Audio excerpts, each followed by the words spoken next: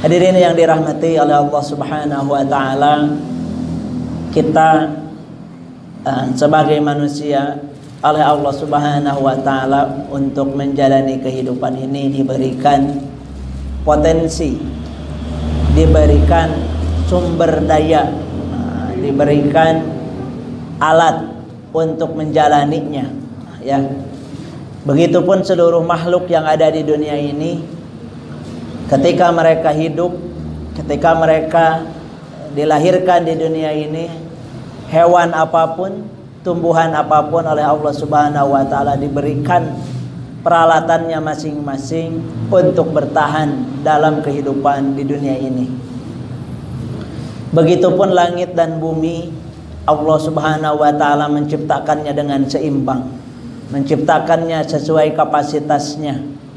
Sebagaimana Allah Subhanahu wa taala mengatakan dalam Al-Qur'an surat Ar-Rahman, A'udzu billahi minasyaitonir rajim. Bismillahirrahmanirrahim. Was-samaa'a rafa'aha wa wada'al mizan. Aku tinggikan langit itu pas sesuai timbangannya. Tidak perlu menggunakan tiang, tapi langit itu bisa tetap tegak. Luar angkasa itu tidak perlu menggunakan lintasan, tapi tetap antara bumi, matahari, bintang-bintang tidak pernah bertabrakan. Begitupun di dunia ini, kata Allah, langit, bumi, gunung, laut sudah Allah seimbangkan, sehingga tidak laut tidak menimpah ke darat, ya, gunung tidak terjadi longsor dan lain sebagainya, karena Allah sudah seimbangkan. Oleh sebab itu kata Allah Subhanahu wa taala, alla tatghaw fil mizan wa aqimul wazna. Kata Allah Subhanahu wa taala, jaga keseimbangan itu. Wala tukhsirul mizan, dan jangan hancurkan keseimbangan itu. Karena kalau sudah tidak seimbang, bangunan aja sedikit aja condong sudah tidak seimbang, kemungkinan robohnya itu akan jauh lebih besar. Dunia ini juga sama, ketika kita menciptakan kehancuran dari keseimbangan itu, kemungkinan akan kehancurannya sangat besar. Ketika gunung-gunung sudah kita hancurkan, sudah tidak ada lagi tempat yang tinggi, kemungkinan longsor-longsor itu akan lebih kuat. Tumbuhan-tumbuhan ketika sudah kita rusak, daratan-daratan sudah kita gali, kemungkinan air akan datang kepada kita. Sungai-sungai sudah kita persempit, maka oleh Allah Subhanahu wa taala mengatakan kepada kita, jaga keseimbangan itu, termasuk diri kita. Allah Subhanahu wa taala ketika melahirkan kita ke dunia ini sudah sesuai dengan peralatannya, sudah sesuai dengan perlengkapannya. Hewan-hewan juga sama. Untuk bertahan hidup Allah berikan perlengkapannya, Allah berikan peralatannya untuk menjaga kehidupannya. Hadirin rahimakumullah, 3 unsur dalam diri manusia yang Allah berikan untuk manusia ini agar seimbang dalam hidupnya, agar mampu bertahan dalam hidupnya, agar kehidupannya tetap dalam keadaan relnya. Ya, 3 potensi yang Allah berikan kepada manusia.